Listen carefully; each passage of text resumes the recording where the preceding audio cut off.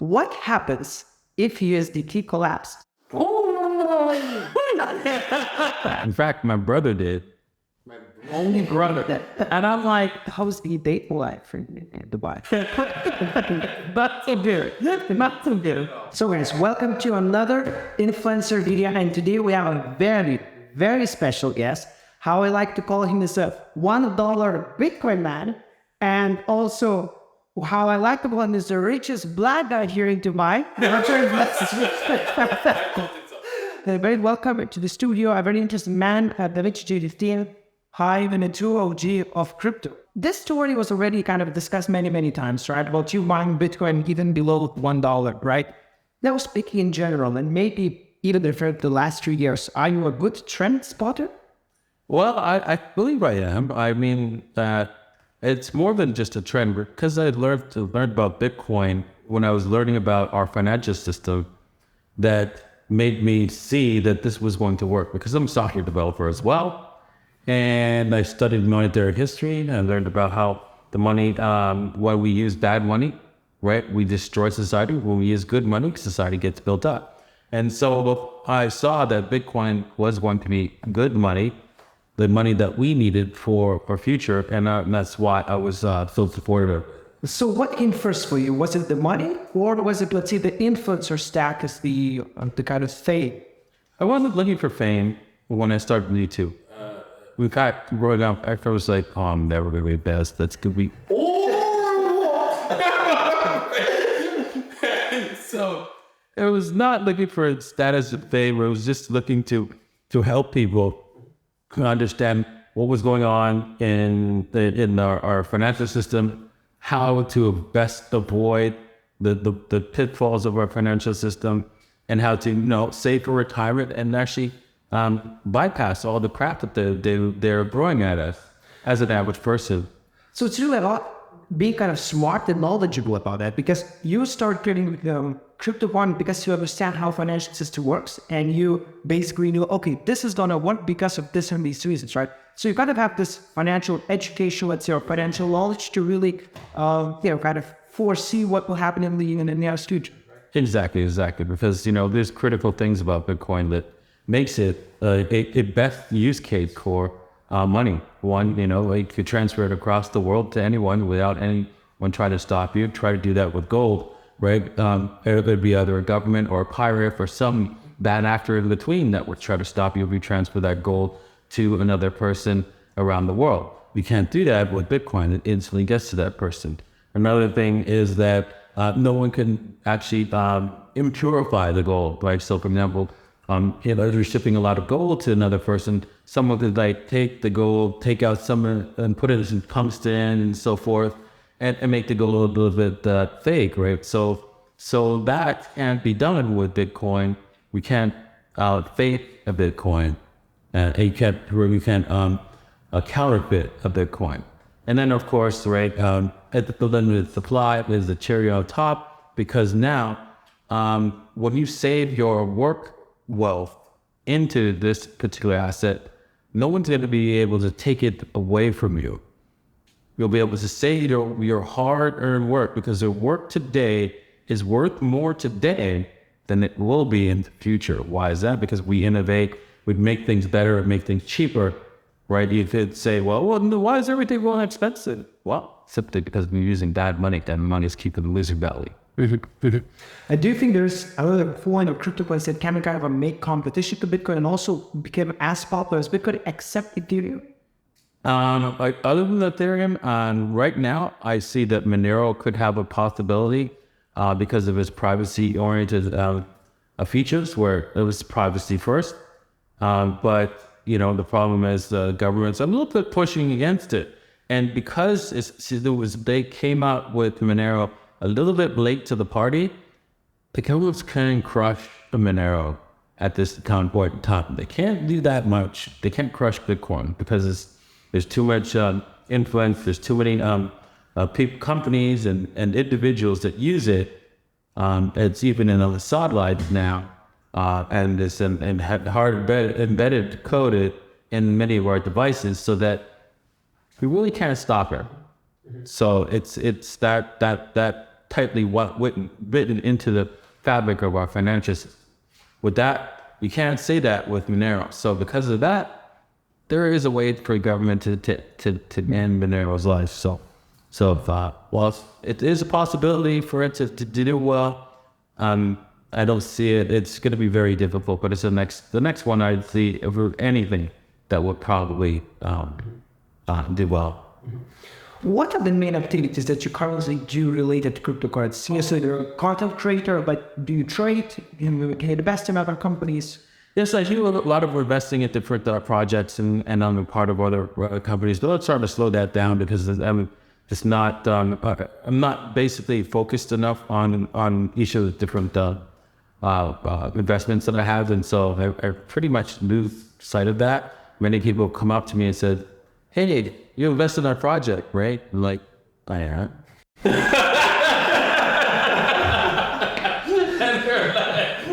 I don't remember that. We had a conversation. I had a lot of conversations.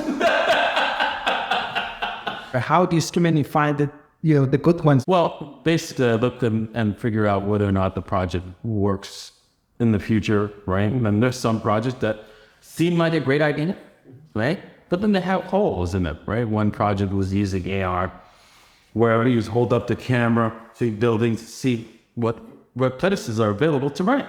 Sounds like a sensible thing to do, right? Oh, there's that apartment over there is available for rent. I can go and check it out. Well, the problem is, when you hold the camera up like that, people think you're filming them.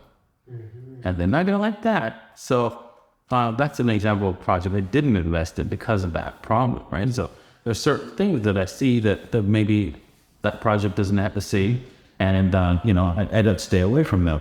But if I feel that they have all the rest of the things going for them, then I would invest. People, like especially the ones watching this, they kind of want to get more subscribers, more followers. They would like to be called crypto influencers. They would like to create content, basically make this as their main source of income, right? Do you see this as a career path? Can they build a career on top of it, or they have to branch out to different activities, maybe trading, investing? The space is always available for more crypto influencers. I think that's the most important thing about doing this work. And if you realize that it is important, I think you should go out and do it yourself. Maybe you'll come up with some better way to explain to people so that we can have more people come in and learn. Hey, wait a second, I have to own this asset. I have to be part of this crypto space because it is the future. It is effectively the electricity of the future. It's that big. Since electricity is used by everybody today, it's the same with Bitcoin and cryptocurrencies. Everyone on this planet will be using Bitcoin or some other cryptocurrency. What's the best of being a crypto whale? How does it feel? Yeah, what do you do as a crypto whale? Well, I mean, I'm trying to stay away from doing too many things because it's so easy to do that, right? But because that's the key thing is to stay focused on the goal, and the goal is waiting for Bitcoin to be the money. Wait for your crypto to be the money. Yes, you can invest. Yes, I can invest. Yes, I can do all these cool things. Go to every single place around the world. But that doesn't help other people, right? That's just partying for myself, right? And so my main thing is to focus on what my real mission is in life. And that's, help people learn about our financial system and learn about how this new paradigm in cryptocurrencies will usher in a new era for humanity. And I think Bitcoin is a really great tool to teach about patience, right? Yes. Because people come to the crypto space and they kind of think, I want to be a billionaire in 1 year. But that shouldn't be the focus, right? They should come to Bitcoin to learn about Bitcoin, about the financials, and maybe, branch out their NFTs and to do something else, but shouldn't think about the get rich quick scheme. Yeah, exactly. They should really focus on getting jobs or getting it, learning about their financials for our crypto space and being a part of it, coming up with projects or being part of a larger project, right? Like heading over to crypto jobs, right? Well, by the way, are you hiring? Or are you planning to hire? Yeah, I'm hiring. I'm currently hiring another personal assistant. I'm hiring a camera person and so forth, mostly for my videography and focused on, Okay. Basically, how I see this, getting a job in crypto, working with people who are fairly active in the crypto space, it's a wonderful place to start, right? And so people who are interested but don't have a big network that's in the crypto space, they might go into cryptojobs.com, get their first job in crypto, whatever it is, working with you, or maybe working with Coinbase, learning about the crypto space, and maybe then creating their own stuff. What was your worst ever investment? My worst ever investment, I would say, it was, I don't want to say it, isn't horrible. It was so, I was tricked. Okay, I was tricked. I'm not going to mention the investment name because it doesn't deserve to be mentioned. Yeah. Because I was tricked and scammed. And I believed in the project because I thought I was looking at one project, but it was actually another guy, and they scammed me, and basically they scammed the people that I was I was selling the idea to, and I felt really bad because I did not see it from a mile away. I was just so used to so many nice people coming to me, right? That I thought everybody's not so easy, right? So yeah. That's how I got scammed. My friend Carl from Moog, he did see it. He said, Davinci, this is definitely a scam. Was after your investment or just before? After investment. Okay. Gotcha. I think that happens to everyone of us. And even that, like with your impersonators on Instagram, for example, that message people, they offer some investments, and when you think, wow, the Davinci road man, he's, this is hanging up when you have a dude, right? Never. And a lot of people get caught up in that. And in fact, my brother did. And I'm like, Mark, we call it every day. Why wouldn't you ask me? That's me. Crazy. Oh, wow. Is your brother also in crypto? You know what? Honestly, he's not as in crypto as he should have been, right? He was at first, and then, he just didn't have the passion, so he sold out as it ran out. For the first time it ran out in the beginning of 2013. Yeah, that was early 2013. So as soon as it hit $50, I'm like, damn, I'm out. Like, yeah, I never saw $50 again. That's true. All right. So as you mentioned before, many people come up to you, many people are positive and want to be friends with you, right? But how do you choose the right people? Because I think when you have a certain level of fame, everybody wants to be your friend, even, maybe somebody with negative intentions as well. Exactly. And yeah, it is difficult to sort through that. Most women are pretty good at doing that, seeing who's got bad intentions and who doesn't. They're mostly social creatures. But yes, time tells, right? Whenever somebody acts up badly, I'm like, nope, that's it, you're done. I'm now a little bit more quicker to like, oh, okay, that's it now. So basically now you kind of have the possibility to live anywhere in the world, and you choose to live in Dubai. Obviously, we know that it's a great place for crypto and for network. Why do Dubai for you? Well, it wasn't Dubai for me before. I got pretty much trapped here when the COVID happened. I was like I was living in Chile, and they wouldn't let me back in. They wouldn't let anybody in or anybody out back in March of 2021. And so I was stuck here, and I pretty much liked it because, you know what, there was a lot of people who were like, who knew who I was, and nobody knows who I am. And so I honestly became very famous here as the days went on, and I was doing photos and interviews and so forth, and yeah, so it was crazy. I couldn't believe it that I was being so popular. I didn't see that when I was in Chile. It didn't dawn on me. Even though I was going to a lot of events, and people were like coming up and say, "Oh, well, no," I just thought, no, it's just the event for few small people here at X. None. But here it's like the mall, right? So when I walk through the malls, it's like, yeah, we're stopping to take pictures. That's amazing. They decided, okay, that's a place for me. Yeah, that's great. How is the data life in Dubai? Wow, it's Not so good. Not so good at all. Most of the time when I go on a date, the women last like one day, and it's like no. It's pretty rough here, right? They'll pass a few bit of stiff tests. Even like, I swear to God, I'll be honest. Even friends that I've had that have said to me, "Oh, let's go on a date, real date," and they didn't even pass the test. Like they were just like, I'm like, no, can't do it. Back to the crypto, right? What happens if USDT collapses?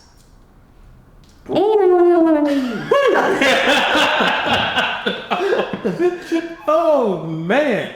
Well, obviously it will funnel into. It doesn't happen overnight, and all the value will funnel into other cryptos, right? You might say, well, that's going to collapse all the cryptos. Actually, because whilst you can't get out in the dollar, we can get out into other cryptos, right? So that's what will pump up the cryptos for a while, and then we see a problem there, right? Because there's going to have to be another asset that's done replacing it as a stable coin. So there will be something else. So for example, I wish the Maker DAI hadn't like connected themselves with a stable coin.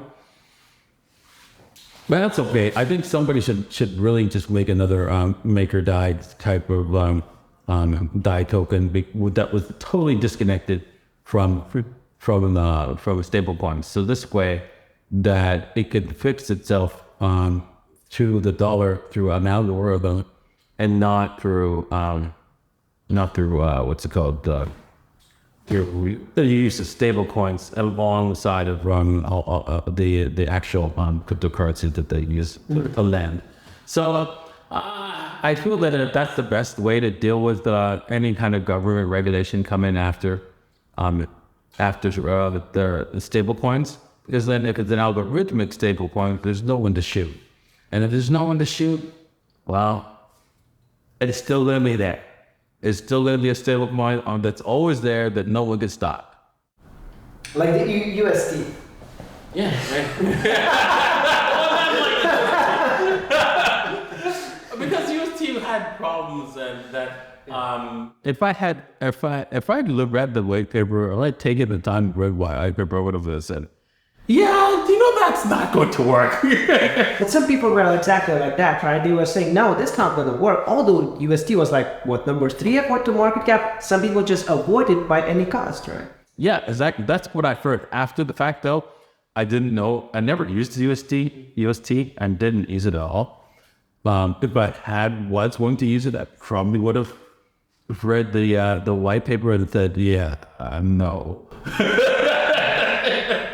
Because it was quite obvious that kind of algorithm was not going to freaking work.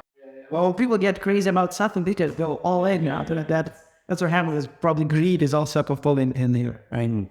Yeah. You consider yourself a humble man? Yeah, I'm really not. People have called me that. A lot of people call me that. When I've gone on dates, especially women, to say that, man, a lot, that I'm very humble and that, easygoing, right? Fun to be around and so forth. So that's how I not only the other people view me as humble, but now I view myself as humble. Yeah. Would you be able to live on $2,000 or $3,000 a month? Yes. Okay. Yeah. Okay, that wouldn't be too difficult. Not it wouldn't be too difficult. I mean, I wouldn't do it here. Not a chance. But I would. I'd do somewhere else. But maybe back in Chile or something. Chile, exactly. The Philippines is like you'd be freaking king in the Philippines. Yeah. You achieve a lot of money, you achieve some part of the fame, people respect you, you have businesses ongoing. What's kind of next? What's the next challenge that you have first and foremost? Well, my next challenge is to basically figure out a way to do the same thing that Andrew Tate did without ending up like Andrew Tate.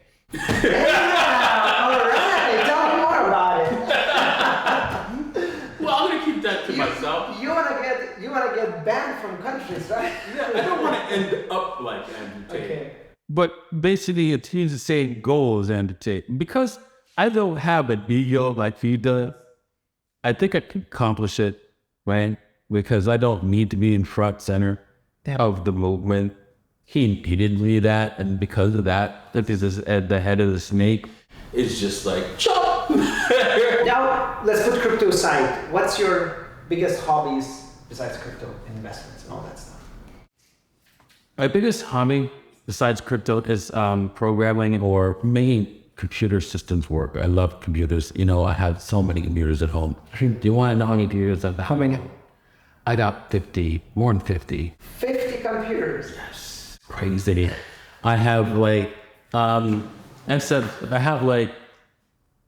wouldn't say about 70 different SSD drives and M.2s, each costing about $1,000 my servers. I have like you there. And I'm crazy about the computer system.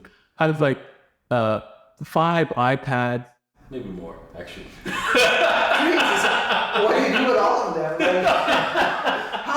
a better question. How many computers you can use at the same time? Maybe like 2 or 3. I can use 3 at the same time. Right. Actually, I have. Just yesterday, actually, I was here, there, and then over, reaching up, and then that. Right. And so I'd be trading, right? Working on the network over here, right? Working on some other problem over there. Oh my God, yes. It was, I'm great. Dan, what's your favorite car? My favorite car, honestly, I don't have one anymore. Growing up, it was a Lamborghini, right? It was a Lamborghini Countach. But now I don't care. So if I were to choose one, it would have to be the Maybach that I would like to have. But the problem with the Maybach here in Dubai is because it's a Mercedes car, they're not very strong in the heat. They like to melt. So Summertime? yeah, and so I'm like, well, does it make sense? I mean, if I had, maybe I was thinking, okay, well, if I get 2 cars, right, one BMW or Lexus who would survive here without any problems, right? Because my BMW, I have a BMW 7 Series, 0 problems, right? I only take it in for regular maintenance, and there's nothing else that goes wrong.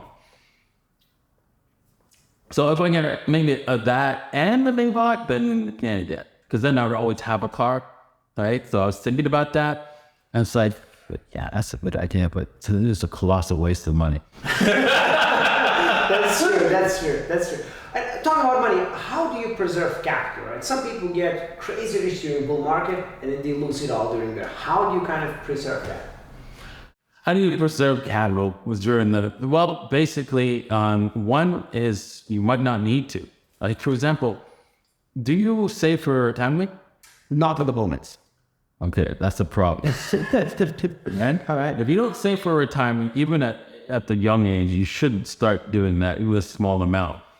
And when you do that, right, when generally most people in North America, they save for retirement with their 401ks, IRAs, they can't touch that money. And they're very rarely that somebody actually take it out.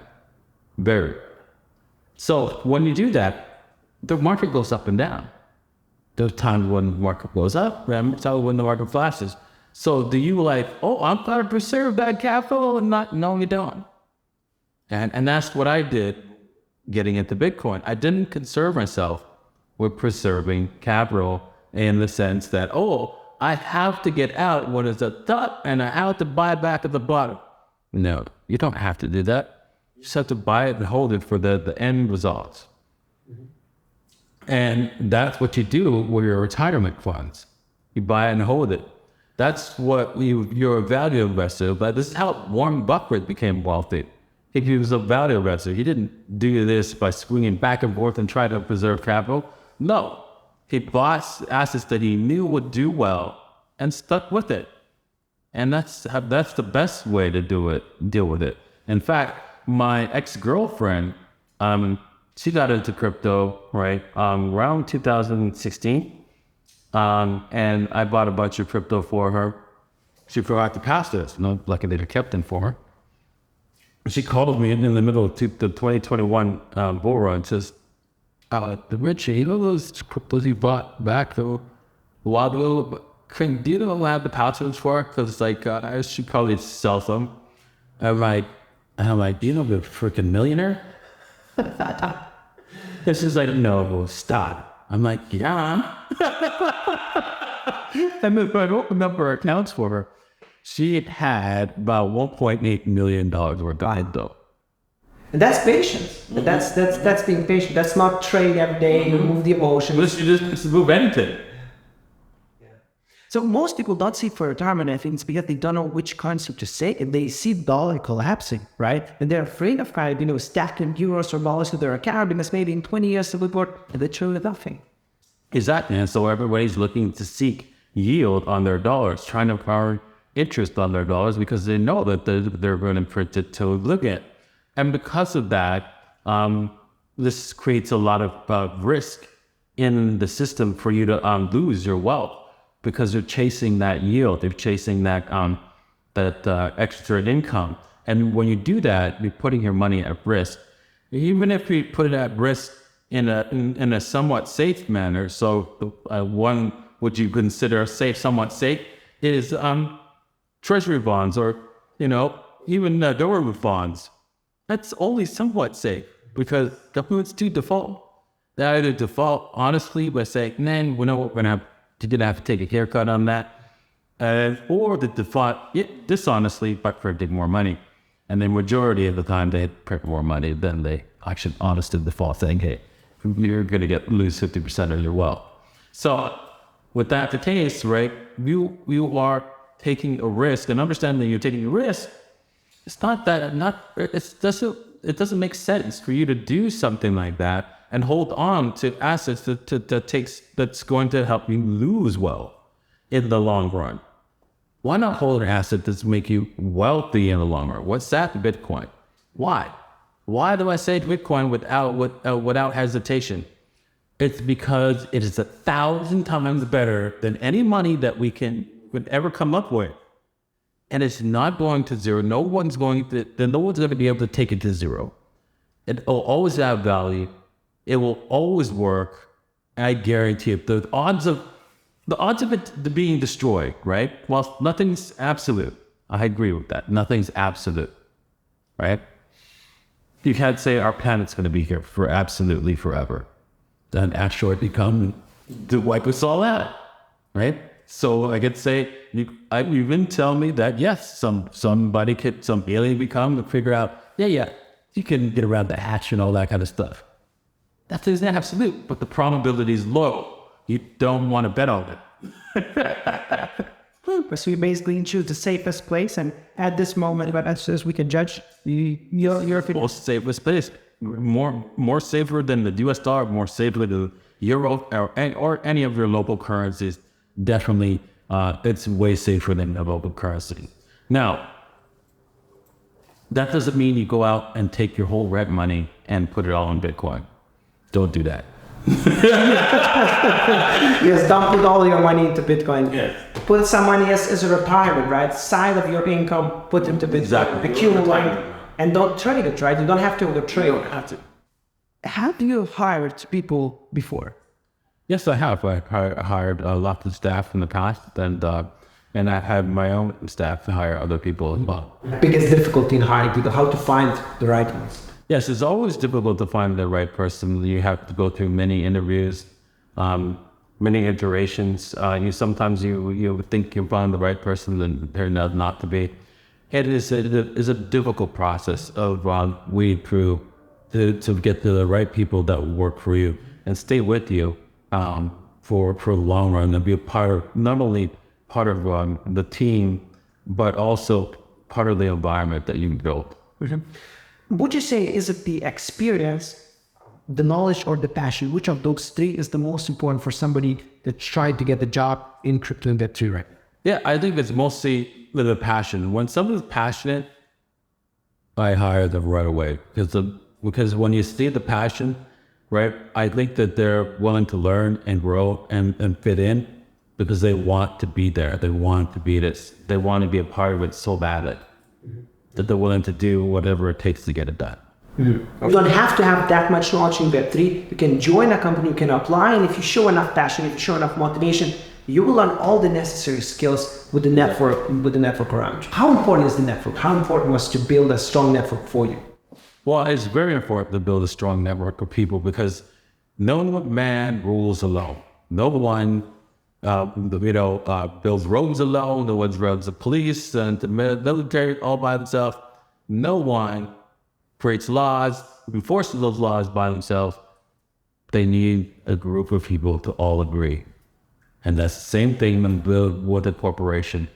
You need a group of people that are agreeing that, hey, this is the right way to structure, this is the way to build, and we all build together in that direction.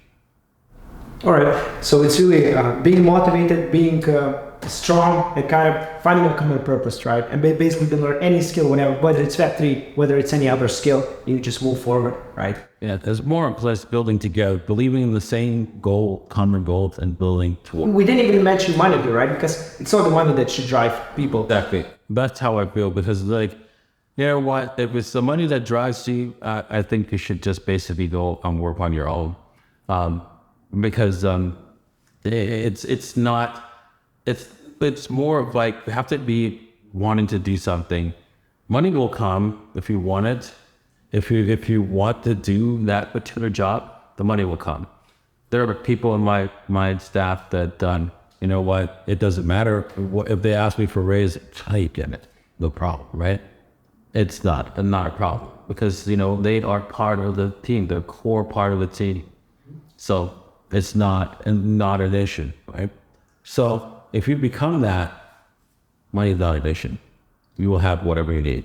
So I think now we gave kind of a lot of motivation for people to join crypto space, Web3 space if they're not working yet. And one of the places to do that is, of course, cryptojob.com. A lot of offers every single day. Awesome, Davinci. Thank you very much. It was a great chatting with you. A lot of great knowledge about Bitcoin. And guys, again, we had an awesome legend with us here in the studio. A very, very smart guy who gave us bright knowledge about crypto space and the Web3 and Bitcoin as well. If you want to see other very interesting people in the studio, just comment down below with the name, last name, or maybe just their social link, and we're going to make sure we're going to invite this person and we're going to have a quick and nice discussion with him or her. Yeah. Thank you very much, Davinci. All right. Thank you.